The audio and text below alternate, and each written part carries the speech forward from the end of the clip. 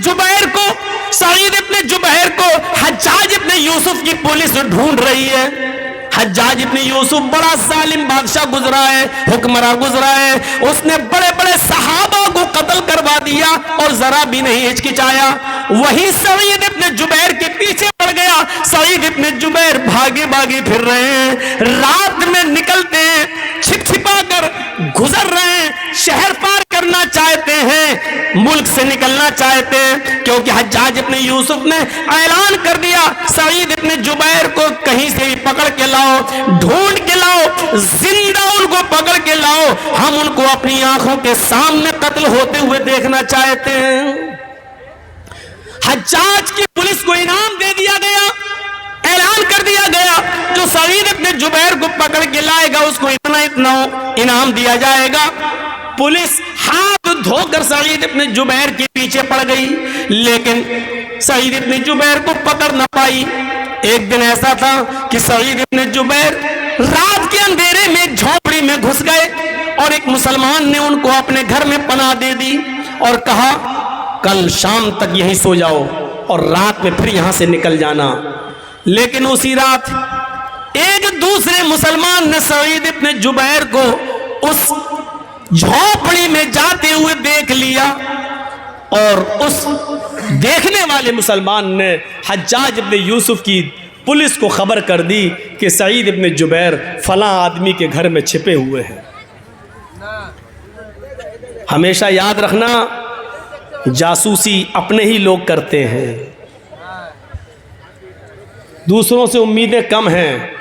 हमारे उत्तर प्रदेश में जब लॉकडाउन लगा था और मस्जिदों में नमाज पढ़ने की पाबंदी हो गई थी, तो ये हुआ था कि सिर्फ 5 आदमी नमाज पढ़ लें, एक इमाम, एक मुअज्जिन और 3 आदमी बस। तो हर आदमी ये चाहता था कि हम घुस जाएं, वो चाहता था हम घुस जाएं, लेकिन हम लोग मजबूर थे कि 5 से ज़्यादा न लें, क्योंकि मस्जिद के ज़िम्मेदार पकड़े जाएंगे। तो जो पहले आ जाता था वो पढ़ लेता था, लेकिन जो बाद में आ रहा जिद कर रहा नहीं हम भी जाएंगे, उसको मना कर दिया है, नहीं, वही जासूसी करता, पुलिस को फ़ोन करके सुनो फलां मस्जिद में इतने नमाज पढ़ रहे हैं। और पुलिस आती थी और धरपकड़ होती थी, 10-10 हज़ार 20-20 हज़ार रुपये लिए गए एक एक आदमी से। लॉकडाउन में पुलिस ने खूब हराम की हड्डियां कमाई हैं। तो अपने ही लोग जासूसी करते हैं, अपने लोग। सईद इब्न जुबैर की जासूसी भी अपने ही लोगों ने की और हज्जाज इब्न यूसुफ की पुलिस रात में पहुंची और उस घर पे छापा मारा, सईद इब्न जुबैर पकड़ लिए गए। मैं जो बताना चाहता हूं वो सुनिए। सईद इब्न जुबैर पकड़ लिए गए। सईद इब्न जुबैर को हज्जाज के सामने ले जाने की तैयारी होने लगी, लेकिन रास्ता काफ़ी दूर है। घोड़े पर अगर लेके जाया जाए तो कम से कम हफ्ता 10 दिन लगेगा।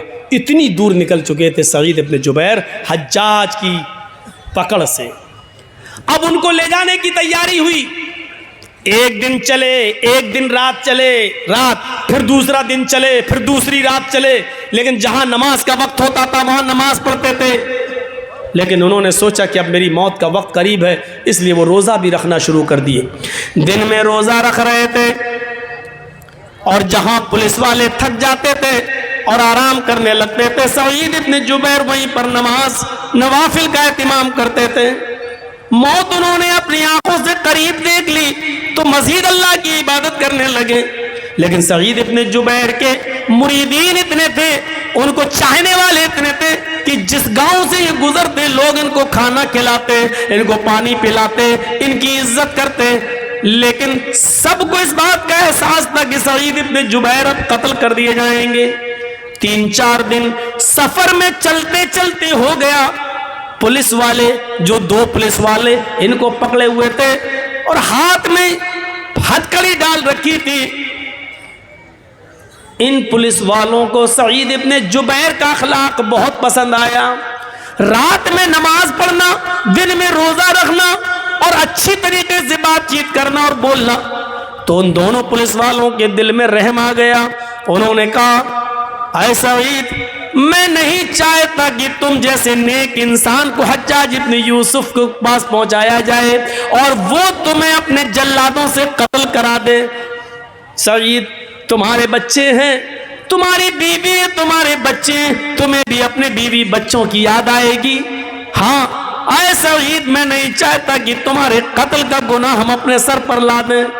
ایسا کرو، حجاج کو ابھی معلوم نہیں ہے کہ ہم نے تمہیں گرفتار کر لیا ہے، ہم تمہیں رات میں چھوڑ دیتے ہیں، تم رات کا فائدہ اٹھا کر چپکے سے نکل جاؤ۔ یاد رکھنا، ملک کو کراس کرنا تھوڑا مشکل ہے، رات ہی رات میں تمہیں نکلنا ہوگا اور کچھ دن کے بعد تم نکل جاؤ گے۔ اے سعید اپنا خیال رکھنا، ہم تمہیں چھوڑ رہے ہیں۔ سعید ابن جبیر نے کہا پولیس والوں سے، تم نے بہت اچھا کیا کہ میری بیوی اور میرے بچوں کی خاطر تم نے مجھے چھوڑ دیا، اللہ تم پر رحم فرمائے جس طرح تم نے میرے اوپر رحم کیا ہے۔ سعید ابن جبیر نے 2 رکعت اللہ کے لیے شکرانے کی نماز پڑھی اور وہیں سے وہ چل دیتے ہیں، نکل جاتے ہیں۔ یہ پولیس والوں کو دعا دے کر نکل جاتے ہیں، لیکن ابھی 1 میل ہی گئے ہوں گے، 1 یا 2 میل دور گئے ہوں گے، ان کو کچھ خیال آیا، ان کے ذہن میں کوئی بات آئی۔ سعید ابن جبیر وہیں سے پلٹتے ہیں اور جلدی سے بھاگتے ہوئے دوڑتے ہوئے ان دونوں پولیس والوں کے پاس دوبارہ آ جاتے ہیں اور کہتے ہیں، اے میرے مسلم پولیس والوں، اے میرے مسلمان بھائیوں، اے حجاج کے پولیس والوں، تم نے مجھے چھوڑا، تم نے اپنا حق ادا کر دیا، لیکن میں واپس تمہارے پاس آ گیا ہوں، مجھے اچھا نہیں لگ رہا ہے کہ میں واپس جاؤں، جب تم دونوں نے مجھے گرفتار کر ہی لیا ہے تو مجھے حجاج کے پاس لے کر چلو۔ وہ دونوں پولیس والے کہنے لگے، سعید تمہارا دماغ خراب ہے، تمہیں معلوم ہے کہ اس کا انجام کیا ہوگا، وہ تمہیں قتل کر دے گا۔ سعید ابن جبیر کہتے ہیں، ہاں مجھے معلوم ہے کہ اس کے سامنے گئے اور میرا انجام میرا قتل ہے، لیکن مجھے پھر بھی جانا ہے۔ کہا ایسا کیوں؟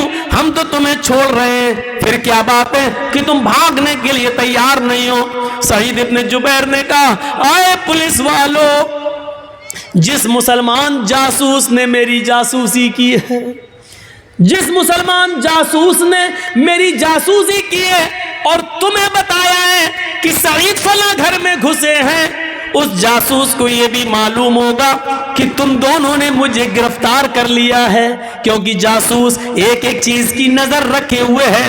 جب تم دونوں نے مجھے گرفتار کر لیا ہے تو اس کی خبر اس جاسوس کو ضرور ہوگی۔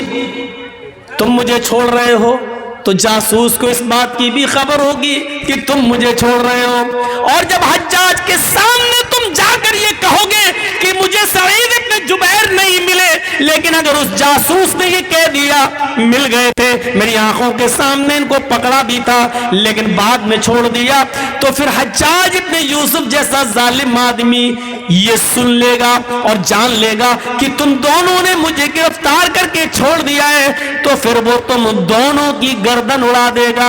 سعید ابن جبیر نے یہ سیکھا ہی نہیں ہے کہ ہم اپنی جان بچانے کے لیے تم دونوں کی جان کو مصیبت میں ڈال دیں، تم دونوں کی جان کو خطرے میں ڈال دیں۔ نہ ہمارا نبی اس بات کی اجازت دیتا ہے، نہ ہمارا قرآن اس بات کی اجازت دیتا ہے، نہ ہمارا اسلام اس بات کی اجازت دیتا ہے۔ آئے پولیس والوں، ہم تو بچ جائیں گے، لیکن ہمارے بارے میں جب پتا چلے گا کہ تم دونوں نے ہمیں چھوڑ دیا تو پھر حجاج تم دونوں کو قتل کر ڈالے گا۔ سعید ابن جبیر پھر نہیں مانے اور ان دونوں پولیس والوں نے مجبور ہو کر سعید ابن جبیر کو حجاج کے سامنے پیش کر دیا، اور حجاج نے ان کے ہاتھ پیچھے سے بندھوا کر خونی چمڑا بچھا کر جلاد کے ہاتھ میں تلوار دے کر کہا کہ میری آنکھوں کے سامنے سعید کو قتل کر دو، اور سعید کی گردن نیچے ہوتی ہے اور حجاج ابن یوسف کے جلاد نے ایک زوردار تلوار مار کر سعید ابن جبیر کو قتل کر دیا۔